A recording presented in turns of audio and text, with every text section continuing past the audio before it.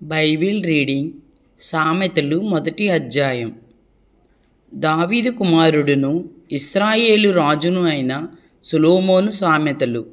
జ్ఞానమును ఉపదేశమును అభ్యసించుటకును, వివేక సల్లాపములను గ్రహించుటకును, నీతి న్యాయ యథార్థతలను అనుసరించుటయందు బుద్ధి కుశలత ఇచ్చు ఉపదేశము నొందుటకును, జ్ఞానము లేని వారికి బుద్ధి కలిగించుటకును, యవ్వనులకు తెలివియు వివేచనయు పుట్టించుటకును తగిన సామెతలు.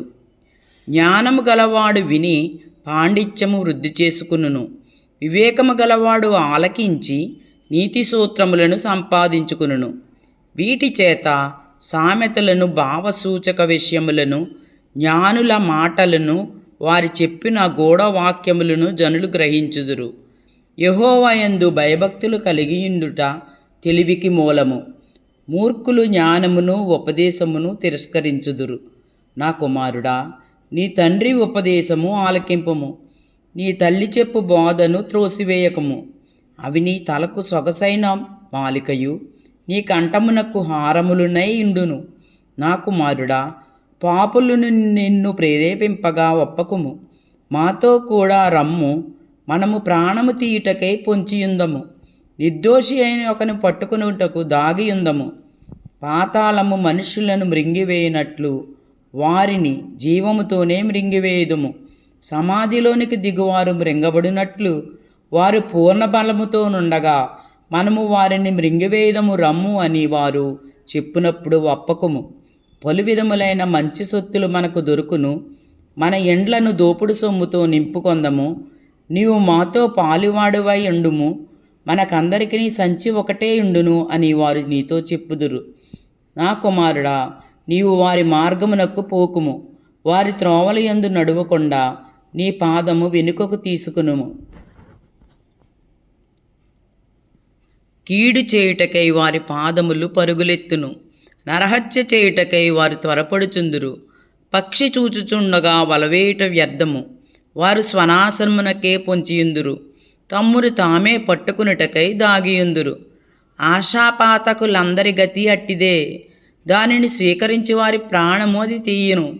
జ్ఞానము వీధులలో కేకలు వేయుచున్నది, సంత వీధులలో బిగ్గరగా పలుకుచున్నది. గొప్ప సందడి గల స్థలములలో ప్రకటన చేయుచున్నది. పురద్వారములలోను పట్టణములలోను జ్ఞానము ప్రచురించుచు తెలియచేయుచున్నది. ఎట్లనగా, జ్ఞానము లేని వారిలారా, మీరెన్నాళ్ళు జ్ఞానము లేనివారుగా ఉండగోరుదురు? అపహాసకులారా, మీరెన్నాళ్ళు అపహాస్యము చేయుచు ఆనందింతురు? బుద్ధిహీనులారా, మీరెన్నాళ్ళు జ్ఞానమును అసహించుకుందురు? నా గద్దింపును విని తిరుగుడి, ఆలకించుడి. నా ఆత్మను మీ మీద కుమ్మరించుదును, నా ఉపదేశమును మీకు తెలిపెదను. నేను పిలువగా మీరు వినకపోతిరి, నా చేయి చాపగా ఎవరునూ లక్ష్యపెట్టకపోయిరి. నేను చెప్పిన బోధ ఏమియూ మీరు వినక త్రోసివేసితిరి. నేను గద్దింపగా లోబడకపోతిరి. కాబట్టి మీకు అపాయము కలుగునప్పుడు నేను నవ్వెదను, మీకు భయము వచ్చినప్పుడు నేను అపహాస్యము చేసేదను. భయము మీ మీదికి తుఫాను వలె వచ్చినప్పుడు, సుడిగాలి వచ్చినట్లు మీకు అపాయము కలుగునప్పుడు, మీకు కష్టమును దుఃఖమును ప్రాప్తించినప్పుడు నేను అపహాస్యము చేసేదను. అప్పుడు వారు నన్ను గూర్చి మొర్రపెట్టెదరు గాని నేను ప్రత్యుత్తరం ఇయ్యకుందును. నన్ను శ్రద్ధగా వెదికెదరు గాని వారికి నేను కనబడక ఉందును. జ్ఞానము వారికి అసహ్యమాయెను, యెహోవా యందు భయభక్తులు కలిగిండుట వారికి ఇష్టము లేకపోయెను. నా ఆలోచన విననొల్లకపోయిరి, నా గద్దింపును వారు కేవలము తృణీకరించిరి. కాబట్టి వారు తమ ప్రవర్తనకు తగిన ఫలమును అనుభవించెదరు. తమకు వెక్కసమగు వరకు తమ ఆలోచనలను అనుసరించెదరు. జ్ఞానము లేని వారు దేవుని విసర్జించి నాశనమగుదురు. బుద్ధిహీనులు క్షేమము కలిగినదాన్ని మైమరచి నిర్మూలమగుదురు.